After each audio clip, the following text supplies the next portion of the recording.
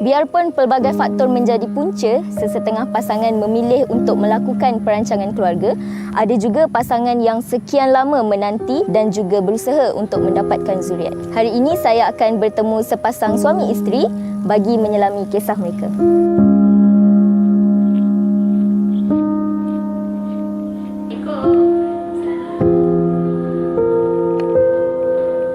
Saya telah berkahwin selama 9 tahun dengan suami iaitu Encik Muhammad Khairul Izzuan bin Mansur, dan sepanjang 9 tahun perkahwinan ni banyaklah macam-macam usaha yang dah dilakukan untuk menimang cahaya mata, dan setakat ni belum lagi berjaya. Berat ujian menimpa wanita berusia 33 tahun ini apabila dia beberapa kali mengalami keguguran sejak berumah tangga. Dalam tempoh 4 kali gugur tu, salah satunya kami pernah buat IUI untuk pregnancy, tetapi tak berjaya oleh kerana mungkin ada masalah-masalah tertentu mungkin pada saya, ataupun mungkin bukan rezeki yang Allah nak bagi, maka kandungan tu pun gugur juga lebih kurang 5 hingga 6 minggu. Ekoran itu, Syazwani telah dirujuk kepada pakar dan menjalani beberapa rawatan susulan.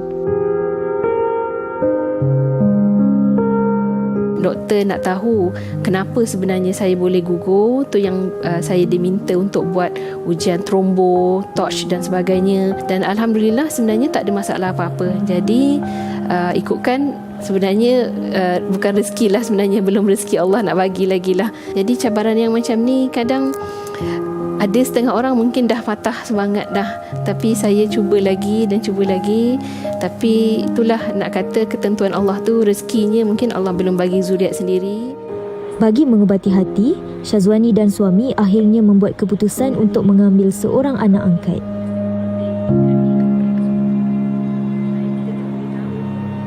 Sebenarnya untuk ambil anak angkat ni, bagi saya lah, pendapat peribadi saya, bukan sesuatu yang boleh fikir dan terus buat. Sebab anak angkat ni tanggungjawab dia bagi saya lebih besar. Anak sendiri tu lain amanah dia, anak angkat ni lain, berbeza. Dan proses nak lalu tu bukan mudah. Banyak kita nak kena korban masa, tenaga. Walaupun tidak memiliki pertalian darah, kehadiran Muhammad Akhbar tetap memberi sinar kebahagiaan terhadap pasangan ini. Syazwani berharap permata hatinya ini membesar sebagai insan yang berjiwa besar, penyabar dan bersemangat tinggi seiring dengan kecekalan mereka sepanjang diuji untuk bergelar ibu bapa. Sekarang bila ada anak tu rasanya berbeza sangat. Kehidupan tu berbeza, dan apa-apa pun akan dahulukan anak tu dulu. Jadi untuk yang di luar sana yang mana ada anak sendiri, mudah-mudah untuk dapat anak sendiri, maknanya ada rezeki cepat dan sebagainya, bersyukur dan jaga betul-betul amanah tu, sebab bukan semua orang bertuah.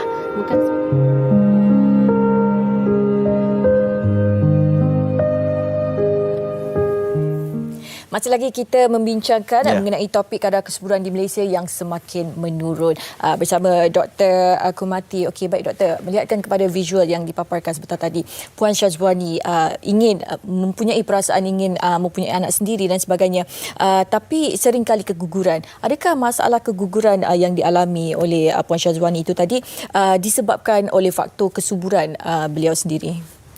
Okey, tadi kita dah berbincang tentang faktor sosioekonomi.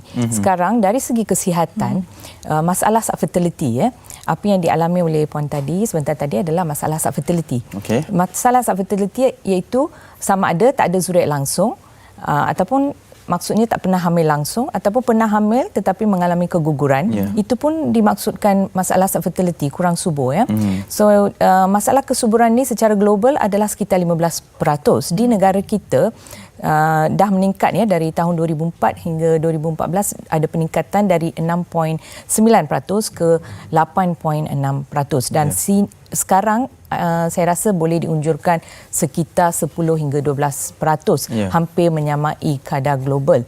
Dan kita dapati bahawa secara amnya masalah fertility ini kita kata 30% adalah disebabkan oleh masalah suami sahaja. Contohnya dalam masalah seksual ke, masalah pada sperma ke, atau faktor persekitaran, pemakanan dan sebagainya. Dalam 30% adalah disebabkan oleh faktor pada isteri sahaja. Contohnya masalah dalam hubungan seksual ataupun masalah hormon, berat badan, masalah kesihatan, masalah pada rahim, pengkal rahim, masalah pada tube fallopian, ataupun dikaitkan dengan penyakit-penyakit kencing manis, penyakit tiroid dan sebagainya. Dalam 30% pula masalah pada kedua-dua suami dan isteri, dan dalam 10% pula kita tidak dapat kenal pasti punca penyebabnya, tapi mungkin dikaitkan dengan faktor stres ataupun faktor timing yang tidak kena dengan waktu subuh. Lebih-lebih lagi sekarang ada pasangan yang PJJ, hanya bertemu pada hujung minggu sahaja. So ada faktor-faktor sebegini. Tapi daripada data LPPKN, kami dapati bahawa faktor suami semakin meningkat.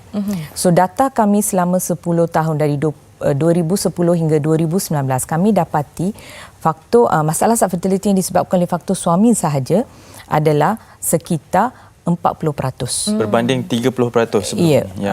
Yang kita kata secara general. So kita punya 40%. Masalah pada isteri sahaja lebih kurang 20%. Dan gabungan kedua-dua suami dan isteri adalah 20 hingga 30%. Dan yang tidak diketahui punca lebih kurang 10%. Masih lagi 10%. Dan kami juga dapati dalam tempoh 10 tahun itu, daripada kesemua ujian analisa air mani yang kita lakukan ke atas suami, 60% daripada ujian itu adalah abnormal. Hanya 40% sahaja yang normal. Jadi kami di LPPKN memang kami bila kami memberi rawatan, memang kami memberi rawatan kepada kedua-dua suami dan isteri. Bergantung kepada punca penyebab. Kami di LPPKN, kami dah memberi rawatan ataupun perkhidmatan fertility ini dah 40 tahun. Tahun ini masuk 41 tahun ya. Dan kami mewajibkan kedua-dua suami dan isteri untuk hadir untuk membuat pemeriksaan. Doktor, ini satu penemuan yang sangat saya kira membimbangkan jugalah berkaitan dengan tahap kesuburan. Tapi kita nak meraihkan satu pertanyaan dari rakan kita di Facebook. Ini dari Abdul Rashid. Selamat pagi doktor. Saya nak bertanya perbandingan tahap kelahiran di bandar dan luar bandar. Mungkin ada sedikit pencerahan berkaitan dengan nombor statistik tahap kelahiran di bandar dan luar bandar, doktor.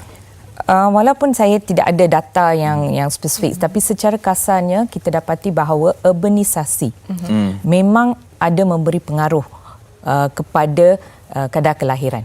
Sebab macam saya kata tadi, kalau di kawasan bandar, golongan muda lebih mengutamakan, terutamanya wanita, lebih mengutamakan melanjutkan pengajian, kerja.